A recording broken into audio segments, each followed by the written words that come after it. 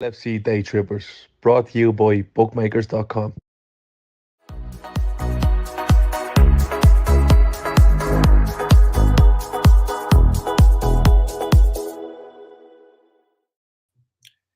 Gray skies are going to clear up, put on a sunny face. Welcome to the LFC Daytrippers. It is full-time Reds. It is finished at Anfield, Liverpool 2, Everton 0. I'm your host, Matt. I got Kev along tonight with me. Kev, give me one word how you're feeling after that one. Thirsty. Cheers to that, my friend. Cheers to that. The show tonight is brought to you by bookmakers.com. Head on over to their website for the best odds from all the bookmakers for all the biggest sports possible. I'm sure somebody won some money on a coin toss last night at the Super Bowl. Good work to Emmett, by the way, picking up a couple of easy little wins there Super Bowl Sunday for some touchdown scores. Good football game. But also check out Bookmakers. Gav does a once weekly show there with the Spurs fan, United fan. It's a really good show. You guys should be checking it out if you're not. So, Mr. Kev, this is going to be a lot better than the last time we met under these circumstances. Mate, I missed the Wolves game. Delighted to miss the Wolves game, but we talked after, and I felt your pain that day. It was horrible. It was, heartbreaking because we didn't know what we were going to do. We didn't know how we were going to react. And 9 days with no football is a long time, yes, especially on the back of a poor away loss. But I think the 2 days that Klopp gave him off was after it cleared the air, where I'd imagine an awful lot got said. And I just listened to the post-match interviews with Mo and Stefan, and it was, they had a really good week's training, so they say, and it showed tonight. I thought we were dominant from the first minute to the last. Gave them absolutely nothing, gave them no encouragement. The one sniff that they did have, we punished them proper. You know what I mean? We needed that. We desperately needed that in so many ways, in so many different levels. But that was arguably our most important game since the Champions League final. Yeah. That was make or break for a lot of people, at the club. That tonight was make or break. And there was an awful lot of really, really good performances to talk about. But I don't know about you. How did you feel when you saw the lineup? Because I'd imagine a lot of people were scratching their heads. It wasn't the lineup that people predicted by any stretch. Back four, yeah, front three, yeah, but the midfield, no. I don't think many people saw that one coming. No, the three that we'd been going with, obviously, we lose Thiago to injury for a couple of weeks now, so he's definitely not going to be in contention. But it just feels like to me that the shirt is Bajcetic's to lose. Like at this point, it seems like the coaching staff are so pleased with his development and the way that he's come into the team and slotted into it that they're just going to give him a run. He might have to be rotated once we start playing consistent weekend, midweek games sort of thing. And when the Champions League comes back, he'll definitely see some rotation. But, the concerns that people were having about him 3-4 games ago that he can't last the 90, and he got taken off in, the 80th minute, I believe, tonight? It was late on, yeah. 89th minute. So 89th, he basically played the full 90 tonight, yeah. And he was running. He was doing his, his donkey's work in midfield, getting around. Like he seemed like he really enjoyed it. So the big one, obviously, is Fabinho. A lot of people, everybody's prone to making rash reactions, and when the same performances keep happening, those rash reactions start compounding, and it gets to the point where it seems like nobody wants Fabinho to ever put the shirt on again. And sure enough, Klopp treats a Merseyside derby like Klopp treats a Merseyside derby and throws a lineup curveball out there for us. Yeah, I said on Friday night that I thought Fabinho would start and I thought Henderson would start, but mainly because of their threats from set pieces. I thought we needed physicality to match them up in midfield, and I didn't expect Stefan to play. I expected Naby to play. I thought Merseyside derby, on the back of a 3-0 loss, it's easy to drop the kid. And credit to Klopp, man. He trusts this kid like I've never seen. I haven't seen this level of trust in a player since Trent broke into the side at right back for when Klein got injured and he made the position his own. But at a much lower impact position. Yeah, 100%. He's playing. Yeah, I mean, he played tonight as a left-sided 8, but he's been playing as the 6 for his 5th or 6th start in a row. Yeah, in all competitions. Like, he clearly has the backing of the team, and we may as well just have a couple minute love in on Stefan Bajcetic here, because I was surprised to see him. When I saw the lineup, I was thinking kind of a 4-2-3-1, maybe with Henderson as more of a 10, with Gakpo dropping deep and Nunes out on the left. And he played as that left-sided 8, and I thought he absolutely handled the role fantastically. Well, you never saw Iwobi until probably 60 minutes. He done absolutely nothing. And what Stefan did off the ball in conjunction with Robertson and Fabinho in nullifying everything that came down that side. He was sharp into the tackles, composure on the ball, ability to pick a pass. This kid could be anything. We could have a real gem. He's not afraid to try a bit of flair. He tried a couple of kind of scorpion kick type flick-ons when the ball was in the middle of the park, in the part of the park where if you lose the ball silly style, it can really hurt you in a counterattack. And he's not afraid to just hook a foot over the back of his head trying to flick the ball onto somebody. Yeah. In terms of his composure, somebody put into the Telegram chat that he said after the game that he thought it would be less comfortable. And what a quote. I mean, what a feeling for him to have, coming into the hot zone after the game, the adrenaline still pumping through him, to come out with something like that. Amazing. Mate, listen, 12 months ago, he said 12 months ago he was playing under 18s and he was playing centre back. He's a year later, he's playing an Merseyside derby, and like you said, it's his shirt to lose. And the way he's going, there's no word of a lie. This kid could end up saving us 50, 60 million quid. He could save you a Moises Caicedo amount of money. He really could. He could be a year behind Moises Caicedo. That's a scary thing. That's a scary thing. I mean, the thing is, when you're taking a gamble on someone like him, when it pays off, and I'm not for a second saying that we don't go out and strengthen midfield. I'm just saying that having someone operate the way he operates gives you such license to get the right player. Do you know what I mean? He's genuinely in that front three on merit, in that midfield three purely on merit, and he's done absolutely nothing wrong. Mo Salah said he's the best. He's been the best player so far at the club. He's a standout player. That's what Salah said in his post match. He was outstanding tonight, and I suppose he got a bit of vertigo towards the end when you had Mo going one way and Jota going the other way, and he slightly underhit the pass to Mo. Yeah, but you'd forgive him that. I was so happy for him because he could have fallen flat in his face. He really could. And he's just grabbed the opportunity, and he's going to be an inspiration to every single one of the kids who comes up and trains with the first team. Look at him a year ago when he was playing with us. Look at him now. Yep. He was phenomenal tonight. Absolutely phenomenal. Exactly what you want. Delighted. Yeah. It was. I mean, I was so happy with the performance. If you just kind of jump forward kind of through the game here in moments, I wrote down a note at 16 minutes that I didn't actually see the Everton lineup before the game started, and I couldn't definitively say who was playing in midfield for them. We absolutely dominated the game. We didn't do anything spectacular. We just made our small passes that we've been incapable of completing in the last few games.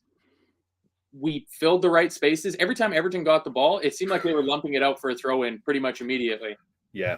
I mean, for me, an awful lot of that came from our I expect the way Everton started, the first 2 or 3 minutes, everything went long.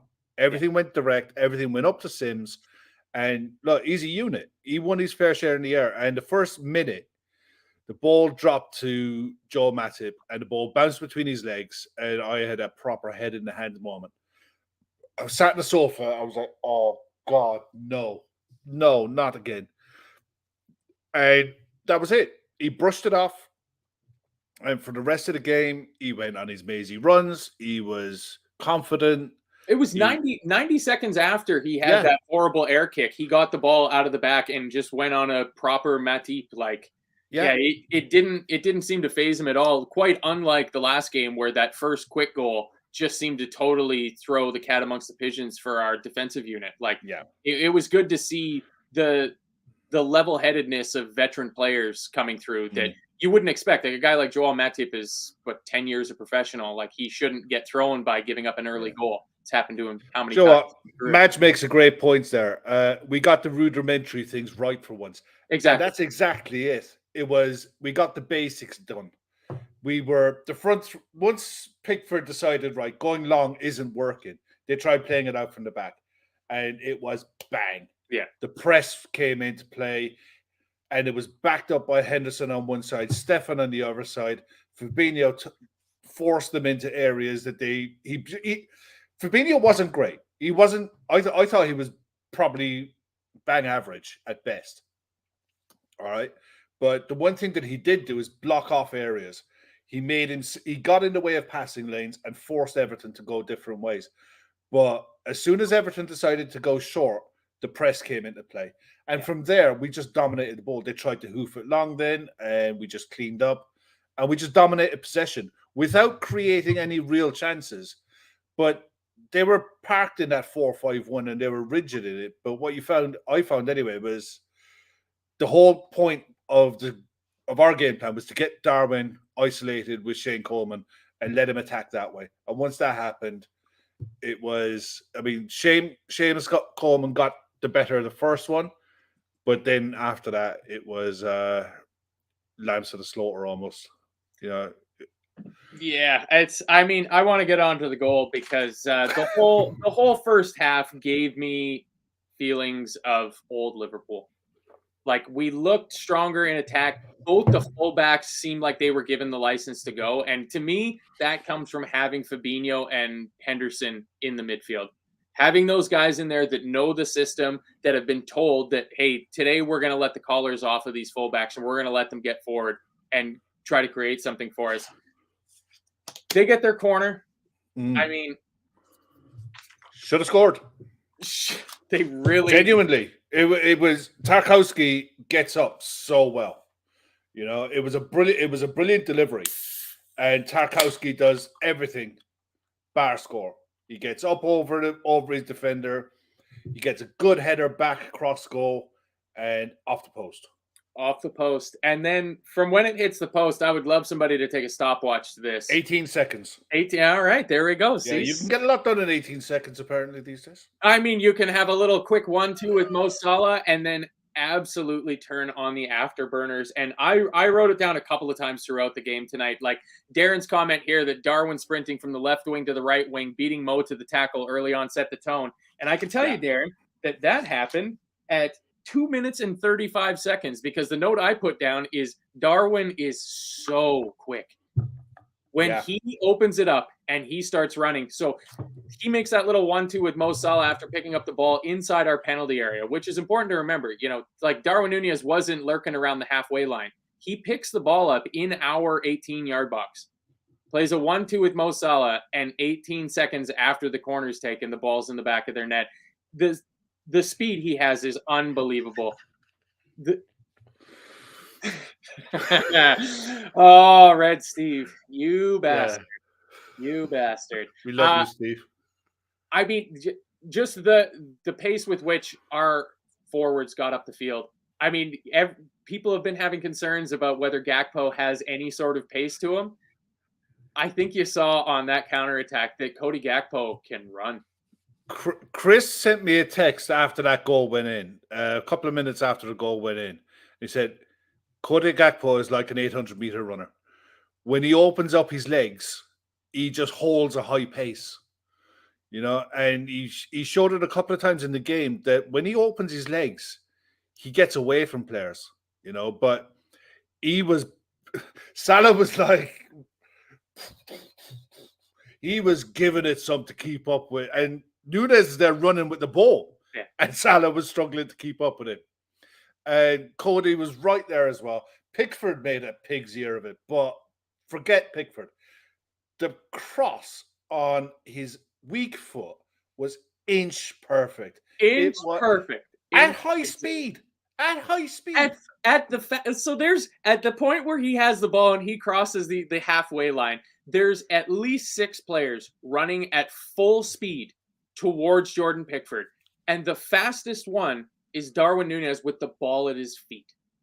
It's freaky, isn't it? It's unbelievable. But the cross was just absolutely, as soon as he hit it, you just see the way that bends in behind and it goes into that no man's land. And it's who's getting onto the end of it. And I thought it was going to be Gakpo. And Mo Salah just nips in with a foot. And it looked like on first glance that he just got it around Pickford. But on replay, Jordan Pickford. I can't wait to watch it back. Again. Jordan Pickford couldn't have been further. It was an optical illusion on the live broadcast. Jordan Pickford was nowhere even close to where the ball was. Pickford gambled on Salah not having the pace, and he gambled on Gakpo being the one on the ball. Yeah. Fair enough. I mean, the thing is, it's a 50-50. You either it's stick or twist, and he decided to twist. And credit to Salah that he just put the afterburners on in that last 15 yards, and he needed that goal. He needed that goal probably more than anyone. That was his first goal in 5. In his first goal in 5. But the composure to take it, it was a brilliant goal, really well taken. Delighted. The cross, I cannot tell you how difficult it is to cross a ball at full speed. I'm a big fat lump now, but I was quick enough when I was younger and playing. And to be able to cross a ball at full speed on your weak foot, that is serious, and so unselfish as well, because it would have been easy for him to chop back and do it himself. Yeah. And it was just, everything was about team. And that ran through the entire performance tonight. From 1 to 11, everything was team. Everything was one for all for one. We're all in it together. And once we went 1-0 up, I just sat there and said, okay, see this through. 5 minutes, see it through. At 40 minutes, I wrote down there's no way to halftime. There's no way we lose from 1-0 today. Not today. Because we were a proper Jurgen Klopp prime Liverpool today. The way that we played, everybody knew their rules, everybody executed it. It goes back to Madge's comment that we did the basic things, the rudimentary things were all correct. And from there, it built the base. And from early on, I thought our forwards looked up for it. Like, I thought Owen Darwin early on in the game, they looked like they wanted to have a game today. I mean, once it got to halftime, I thought, okay. I didn't think we'd change anything. I just thought more of the same. Keep your composure. See out the first 10 minutes, because they'll probably come at you for the first 10 minutes. I expected them to make changes at halftime because what they tried didn't work. It was a really bad tactical setup from Dyche. The difference with today and the Arsenal game is, 1, you're at home. 2, it's your first game, it's a new manager bounce, and you're forgiven an awful lot. Yeah. But it was, we're a different animal to Arsenal when we're on it, because Arsenal are very one-dimensional. They're very good at what they do, but they're very one-dimensional in what they do. And once you block off the space against them and you don't allow them space in and around the edge of your box to play cute 1-2s and work space in the box, you restrict their chances massively, and you can always get them on the counter. We were a different animal today because we carried different threats. We carried pace, power, strength, and the aggression that we showed off the ball. The aggression that we showed off the ball was something that we've been missing for a long time, and the confidence to back it up as well.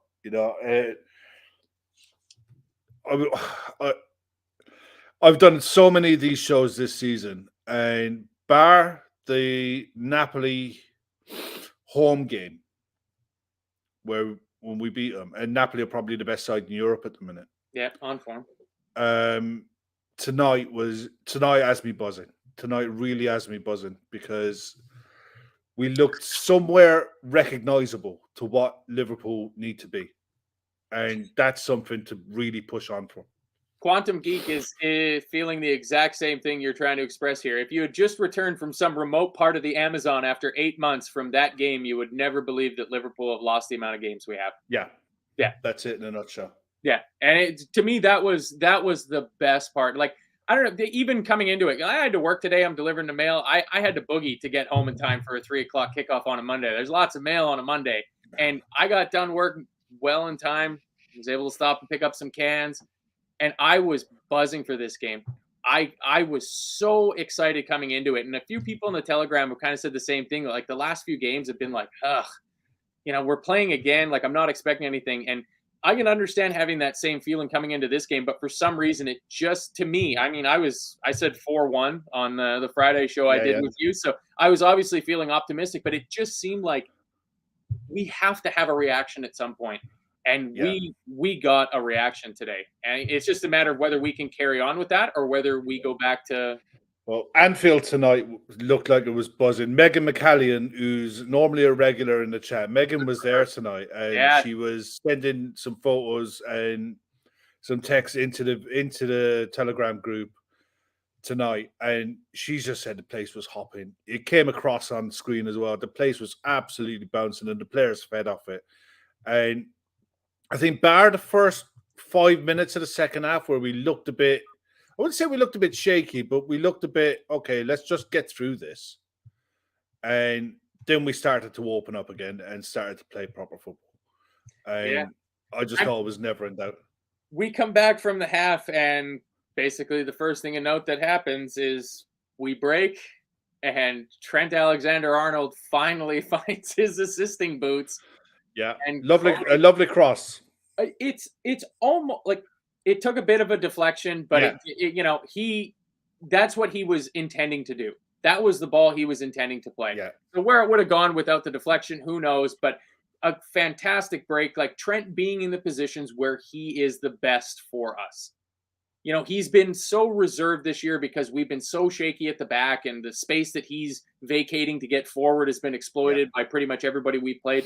But today, we had the game. We had control of the game. We were dominating the midfield. Everton were posing absolutely no threat to us. And so the fullback started to get forward, and a perfect example of it. Ball comes through, takes a bit of a nick, I think, off of Tarkowski. Comes through, Cody Gakpo, back post, tap in, off the mark. Off the mark. And deservedly so. I thought he was outstanding tonight. I know you look. We'll get onto it later. FootMob gave Cody Gakpo man of the match. Now you get an awful lot of points on FootMob for your goal, obviously. But I thought his all-around play, his drop off, his strength, drop of a shoulder, his pace to get away from people, intelligence and composure on the ball. You could see why we went for him tonight and the other side of it as well, the amount of times that him and Darwin interchanged positions. Yes. Where he would find himself on the left, Darwin through the middle, and vice versa. He's as comfortable in either. And I think it's a role that he will evolve in and he'll develop into. He's still been in the country 5 minutes. He's still learning, his teammates and the runs that they make. And there's more players coming back in, so he's got to relearn it again. So I mean, all of the signs tonight were good. I thought he was exceptional tonight, and the fact that you saw that raw pace and power that he's got as well. It's not explosive sprint speed over a couple of, he's got that in his locker, but that lung bursting run to keep with Mo, and he was matching Mo for speed once he opened his legs. Those big, long legs just kept going and going and going.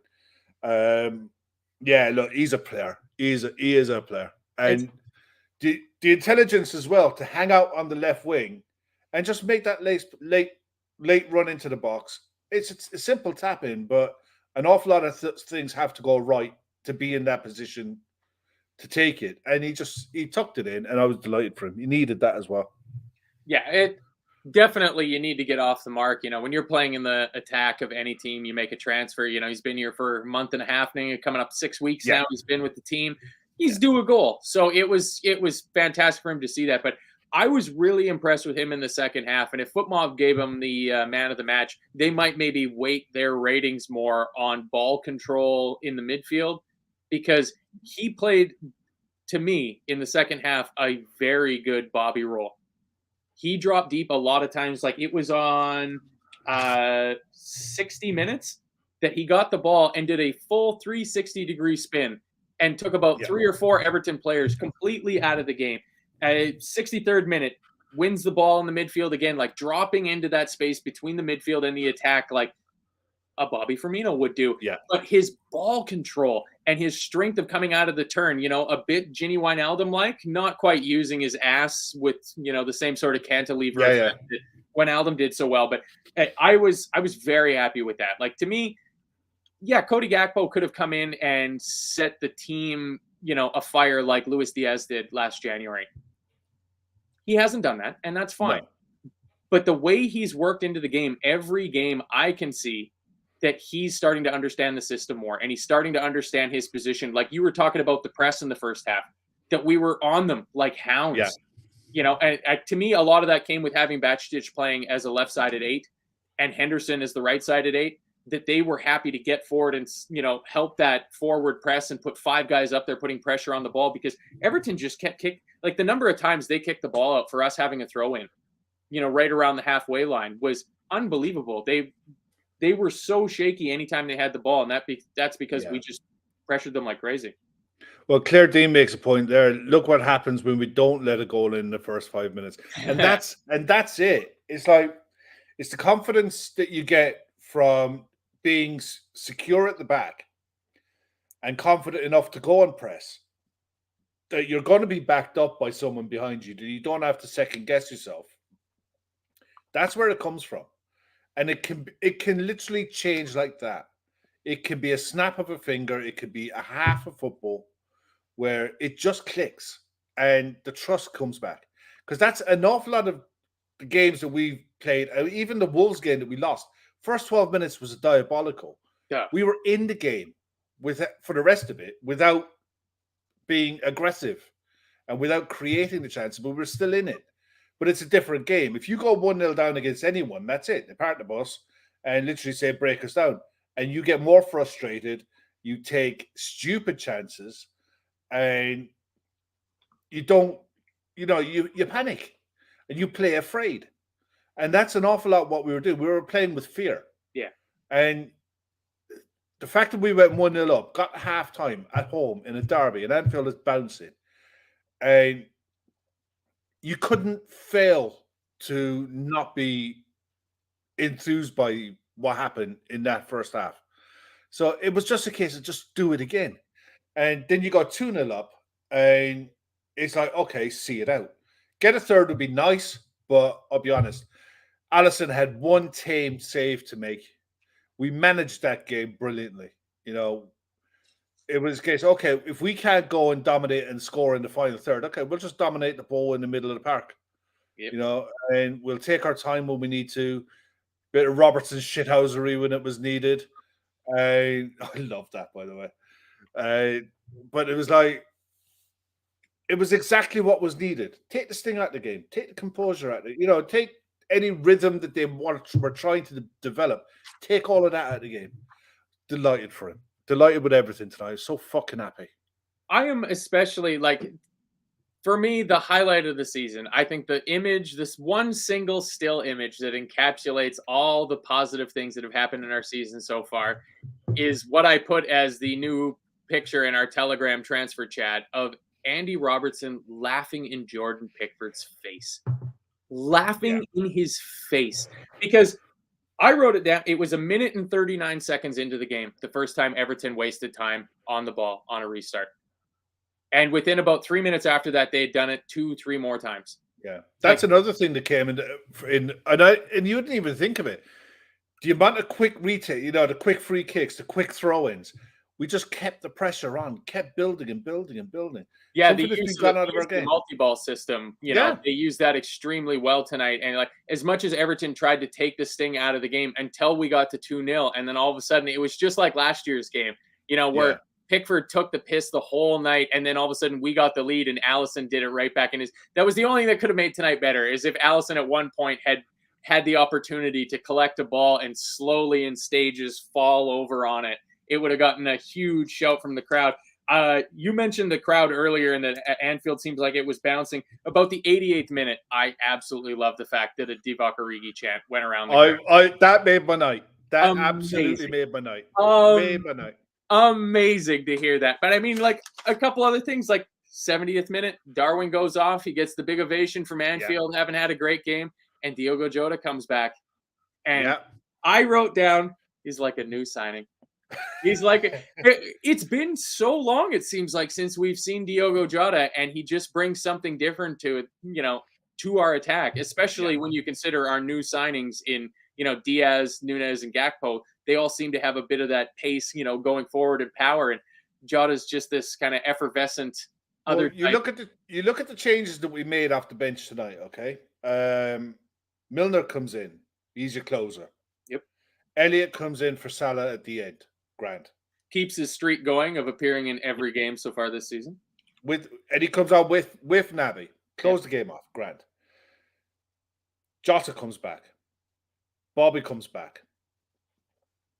Having that level of player coming off the bench, you still had Virgil sat in his arse enjoying himself and getting involved in scraps and all that good stuff.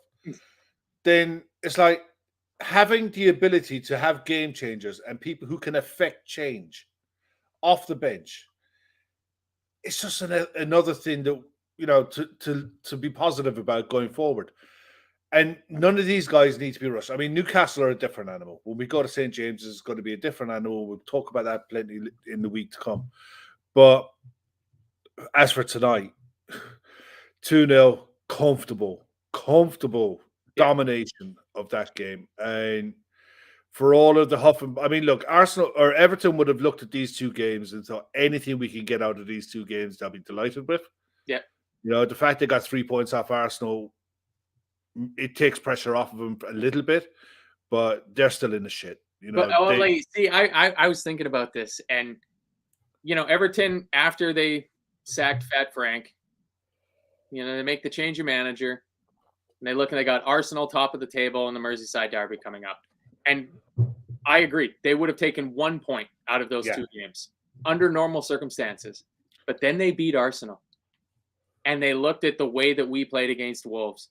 And you can't tell me that the Blues weren't bouncing coming into this game. I didn't listen to any Oppo previews on any podcast or anything like that. But they would have been feeling this is our chance of getting out of the relegation zone and starting to build some distance between us and danger. And we, from the grave, just a bony arm reaches out and just pulls Everton right back down into the mire that they belong in. Mate, my postie is a Blue. He's a big Everton fan, right? And he knocked on the door this morning. I was at work. He knocked on the door with a package. Is it for my missus? And says, "Tell Kev that we're coming to get in tonight." And I was like, "All right, sunshine. I'll see you later." I got a feeling I ain't getting any post this week. Yes. It comes eventually, Kev. You don't have to worry about it. There's an Irish Red that actually lives on my post route, and I left him a little note that just said Derby Day up the Reds today. So I'm looking forward to seeing Dave if he's around in the next week, just to give him one of those, because he can understand. Nobody else at my work could possibly get the joy that today's result has brought me. Yeah, I mean, look, all of the positives that come out of tonight, you got to caveat it with it's a start. That's all this is. It's a start. It's a good start, but we need to kick this on. I mean, we've got 17 cup finals to go in this season. All right, and anything's possible. Everything's on the table. Anything can happen. If we turn up to games with that level of intensity and that level of confidence, anything can happen. But if we don't, there's no real. You look at every side in this league. and they have players that can hurt you if you're not on it, if you're not committed 100%. If we go into games between now and the end of the season committed and with that level of intensity that we showed tonight, I'm more than confident that we could do something this season that's really special. Yeah. I mean, just in terms of recovering from what seemed like an unrecoverable position that we were in 5 days ago, sort of thing. Like the way the results went for us this weekend, this was exactly the result that we needed in terms of, Brighton dropping points, Fulham dropping points, Newcastle dropping. Like teams are there for us to catch up on them. Like I don't think the teams above us are definitely there on merit, but I don't think if we can play to the level that we should be at, we should be able to reel in these teams and make a consistent push for it. But I mean, the next game will be massive. I mean, it is. Somebody I think in a Telegram, or it might have been before we went on here in the YouTube chat, that just said like it's just cup finals from here till the end of the season. Yeah, it's got a 100%. Very 2021 season vibe about it now, where it's we can't afford to lose. Like we need to put you can absorb, over the course of 12 games, you can absorb maybe 1 or 2 losses, but it feels like going into every game that we like not this one.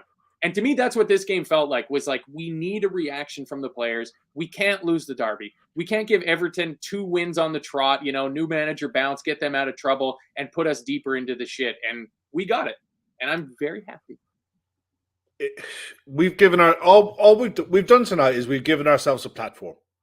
Yeah. It's up to us how we approach these games. If we turn up, we've got the ability to beat every single side in this league, bar none. So I'm looking at it. I'm confident that they want to. And that's half the battle. Because that squad knows that come the summer, there's going to be changes. Anyone who's going knows they're going already. So it's up to them how they see it out. It's up to them how they want to be remembered. And you saw tonight on the 88 minutes when the song went up for Divock Origi. If you want to be remembered like Divock, then you put a shift in between now and the end of the season, and you'll be remembered forever and a day. If you down tools, then, there's a scrap heap full of players. Fernando Torres had a great song, and it doesn't get sung anymore. Yeah. People used to chant the name of Felipe Coutinho, and they don't anymore. Raheem Sterling was lauded, by the fans, and he's not anymore. It's to me, this comes back to the loyalty argument about Klopp and, where it's set us wrong so far this season. But I think with a player like Fabinho, because, he had a bounce back game today, but Henderson I thought was brilliant today. Henderson hasn't been starting. This is the club captain, and he's been sitting on the bench. But I think the loyalty, Klopp is not going to throw these players away and, discard them for the rest of the season. And some of them rewarded the manager with a return on that. Sean P. Casey here with a £8.99 super chat, of which £6.29, I believe, will go to the ladies that are running the Dublin Marathon for breast cancer. So thank you for that, Sean. Says, not sure what is worse, subscribing to Gav's golf channel or my toothache. Ouch. That seems a bit harsh. I don't even know if he's put a video up yet. That's Well, I know the first day of golf went today, and apparently it went well. Really? So I would have presumed that it would have gone bang average. I think all I know is that he's happy with what he did.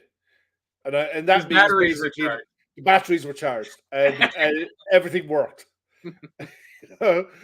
But definitely, if you're not subscribed, get hold of any one of us on social media, and we'll send you the link to Gav's channel that he's starting up with his mate. And if this place is anything to go by, it's just going to be fun. It's just going to be funny, So just click on the link and hit the bell icon for it. And when the content starts to come out, I've got a feeling it's going to be hilarious. Well, can you just imagine, Kev, of like how the call-in shows have gone and the amazing characters that have popped up in a couple weeks of doing call-in shows? Can you imagine Gav going out and shooting 18 holes with Chris Golding or Birdie?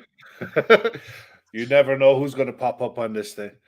Thomas, Thomas Ray is asking, what's the golf channel's name? Off the top of my head, I don't bloody know. Bang But- average golf. It sounds a lot like Ban Gav golf, but it's Bang average. Bang average golf. Okay. So yeah, I think he's going to be releasing just kind of like a test episode here of when they went out today to the people that have pre-subscribed to the channel, sort of thing, not going out to the masses on YouTube.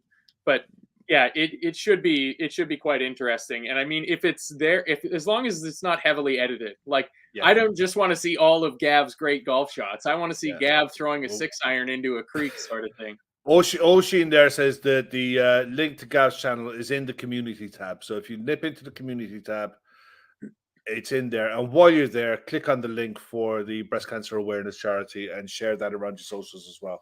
Yeah, absolutely. I mean, that's kind of the main point of a lot of the stuff that we're doing here. It's just good to be online and chatting with the like-minded community. And you know, I love being able to come on after a win finally and talk with them about how great we've been. But it's nice to be a vehicle for something a little bit bigger than that. So the 12 women that are GAA players out of Dublin that are running the Dublin Marathon to raise money for breast cancer awareness. The link's in the chat description down there. If you go to any of the LFC Daytrippers social media accounts, it'll be pinned to the top of any of their feeds. So just like it, share it, and if you can, give a little bit of a donation. Coming up on tax season, so everybody should be maybe a little bit more flush as long as you're in the returns column, not the owing column. Well, Frank Carlisle's there saying if you knocked that one up, can you read that one out? He said, Frank Carlisle says, I've just got in from the game and everybody buzzing walking home. I believe we can do the Magpies and go on from there. Believe, lads. Love it. There you go. Love that. Absolutely love that, Frank. And that's what we've been saying tonight. It's like this has got to be a platform for something else. And that's all you heard from Salah in his post-match. It's like this has to be this is the start. And confidence breeds confidence. Wins breeds confidence. And the way we won that game tonight will only make them go again. And no better place. I mean, there's no harder place to go, I think, at the moment in the league than St. James's Park to go and get something. They might not be on great form at the minute, but they're stubborn as fuck and they don't concede many. So if we can go and manage to get a win there, that really sets us up. I mean, shit, they conceded to Bournemouth, so can't be that hard to score against them, right? Not many people have, to be fair. No. We're the only side to beat them this season. I got to say, I'm looking back at my notes here from the Friday show, and I think I got the results of all 4 games that we predicted correct. Results? A draw. I called a 0-0 West Ham against Chelsea. I believe it ended 1-1. I said 0-2 Leeds against Man United. I think that was the actual result. That was the score, yeah. Yeah. I said 2-2 Crystal Palace against Brighton, and that ended in a draw. Fair shout. And I said 4-1 Liverpool over Everton. So win's a win. If only I took my own advice and went to bookmakers.com and gambled on sports, but I don't. So there you are. I mean, I think we both agree on who our man of the match would be in terms of being Stefan Bajcetic. Yeah. I mean, honorable. Yeah, Stefan, hands down for me, was outstanding. Honorable mention to Cody Gakpo. I thought Joe Gomez was really good tonight. Yeah. Andy Robertson up and down the wing was very good. Darwin put a proper shift in. The pass for that first goal was outrageous. Salah kept going and going, and Jordan Henderson, you know, he was really, really good. No one had a bad game. A proper captain's performance from Jordan Henderson, you could almost say. Exactly. You know, I don't think anyone had a bad game. I mean, Alisson had nothing to do but catch a ball. But other than that, I thought we dominated that from start to finish. No one had a mare of any kind of thing. Fabinho definitely has work to do, but the signs are there that, you know, hopefully he can kick on from this and rediscover some kind of level of performance that we're used to. Yeah. That's going to be half the battle for us, is getting him back somewhere near normal. I think Fabinho is more than capable of next season going forward being the understudy to Stefan Bajcetic. I was having a joke. Red Steve here said Joe Gomez had a shot. I got very excited as well, Steve. I'm fully on board. I cannot wait for the possibility. He needs a goal. He needs a goal.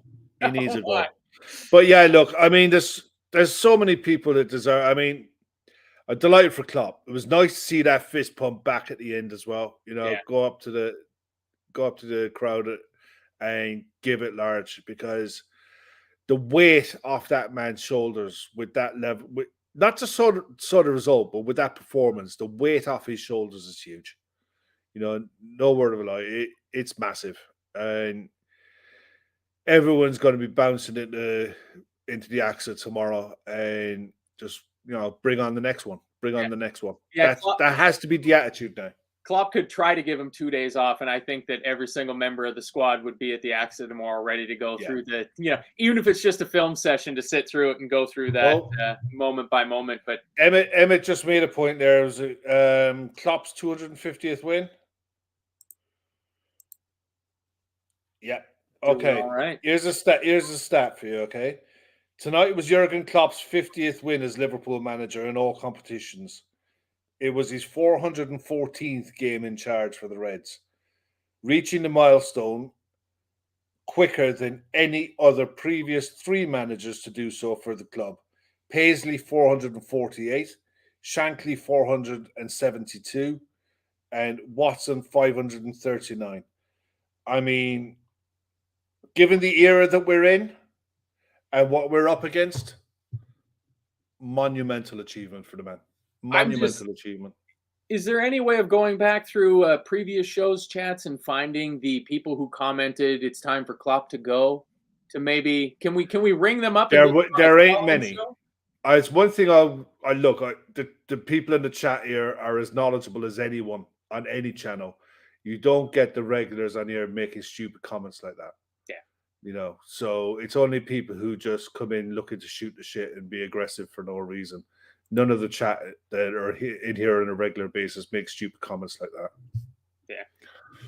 I mean, to me, just Hannah, I think, kind of nailed the biggest thing, the takeaway for me that summed it all up was Robbo was back to being a shit house too, and you love to see it. And I mean, there was a point, second half, I think, where Trent kind of did a bit of a Robbo, where he, just harried and ended up way out of position because he just kept pressing and pressing and pressing. And yeah, it was, oh man, such a relief to be back. Yeah. It was. Look, there'll always be moaners. There'll always be people who look to make the fan base angry and divide it and split it. But as we've seen tonight with Anfield, I mean, the place was bouncing. Everyone was in it. We're all in this together. And now into the end of the season, we all want the same thing. We'll disagree from time to time in how we get there, but all we want is the club to win games. Yeah. We want to win games, and we want to be the best version of ourselves. But at the absolute least, we want to see our team that goes out onto the pitch look like they're actually trying. And for the last few games, it hasn't felt that way to me. And tonight it did. Yeah. I'd imagine a rocket went up a fair few people last weekend. And literally probably told everyone, take 2 days off, go home, find a mirror, stare at it, and decide what kind of player you want to be for the club. And they come back and they gave us an answer tonight. So you said it was Klopp's 250th win? 250th win in all competitions. So if Ashley L says it's Fabinho's 200th and Andy Robertson's 250th game tonight, is that just league games maybe, Ashley? You can clarify? Because if Klopp's got 250 wins and Robertson's only played 250 games, Robertson's win percentage must be unbelievable. It's Klopp's 250 wins in 414 games in all comps. So, I mean, it's an outrageous achievement by anyone at any club. Yeah. But to do it with the backdrop of a Premier League, being involved in Champions Leagues most seasons, it's outrageous. Yeah. It really is. We don't know what we got till it's gone. Numbers that are better over extremely long time spans in sport than a guy that has a statue outside of the stadium. You've got something special on your hand. And it's why I was so furious with people coming on here doing post-match shows when we're putting in insipid performances and losing embarrassingly, of people saying Klopp out, of like, no. That is the last thing that this club needs. With all the turmoil we've got going on behind the scenes and with the playing staff being changed, you now want to get rid of our golden goose? Like, that's crazy talk. Yeah, look, for me, look, I mean, deep it for a sec. It's a reflection of society as a whole that they think that one quick fix fixes everything. And really and truly, it never does. It never does. It's always people who do the hard yards, work through their issues, work through problems, come out the other side smelling the roses. And this season, I think we're just going to have to suck it up. It is what it is. We'll do what we can do, and we'll get to the other side of it. But the nuts and bolts of the next generation of this evolution of Liverpool is there. It needs adding to, it needs tweaking, and it needs help. And I firmly believe it has to come in the summer, whether we've got new owners or not, because the worst case, I mean, FSG, for all of their flaws, and they're legion, some of them, they ain't stupid, and they ain't about to let their asset that they've spent 15 years or nearly 15 years building wither away on the strength of needing to invest. They've spent when they've needed to spend. They could have done more. 100%. Nailed on. We all agree on that. But this summer is the acid test for them. And if they get it right, you've seen with the likes of Stefan, with Harvey, Carvalho is there as well to come back in next year. He's going to throw on and develop. The nuts and bolts are there. You know, it just needs adding to, and we need to go again. But there's no better buckle, there's no better boy to do it than Jurgen Klopp. Absolutely. He is best in class, man. He is best in class without a shadow of a doubt.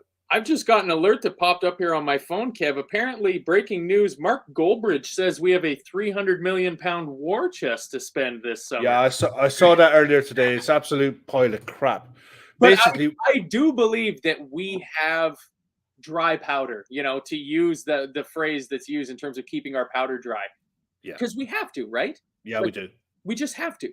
We have to have the capacity to spend some money. And I think I'm 100% firmly in the camp that Jude Bellingham is coming to Liverpool. And it's going to cost us probably 100 million, 110 million. I'd say 125, 140 with add-ons. But whatever it is, it is. But the one thing I'll say, Goldbridge put out that figure of 300 million. It doesn't take a rocket scientist to work out what our headroom is. Once you know what our income is, and you in terms of FFP, you're talking, right? Yeah, yeah. We've got every club has headroom. Man United are up against it now because not every club, Kev. Oh yeah, no, every club is up against it. And you look at what Manchester United had to do when they had to go and sign Weghorst. They had to get Weghorst because they couldn't afford anyone else, because they're right up on their upper limit. Everton bang up on their limit, right? Chelsea, it's going to cost Chelsea 80 million a year for the next 8 years to pay for the window they've just had. Yeah, to do nothing else. That, and then exactly. Then they've got to sell the likes of Lukaku and Aubameyang and everything to be a Mason Mount to be able to fund any future incomes. We've got headroom. Goldbridge, I'd say, isn't far off the mark with that 300 million figure, but that's a 300 million figure over a rolling 3-year period.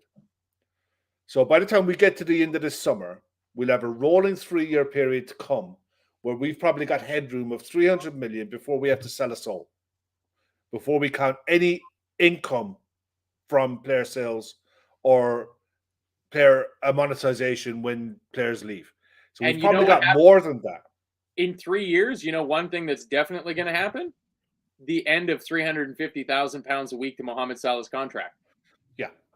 You know, so it's these, like, there is a plan. It's one of the reasons why I was so exasperated a couple weeks ago on a show when, you know, everybody's kind of pulling their hair out being like, there's no plan. We don't know what we're doing. Of like, there has to be a plan. These guys they're not idiots. You might not like FSG, but these are not fools.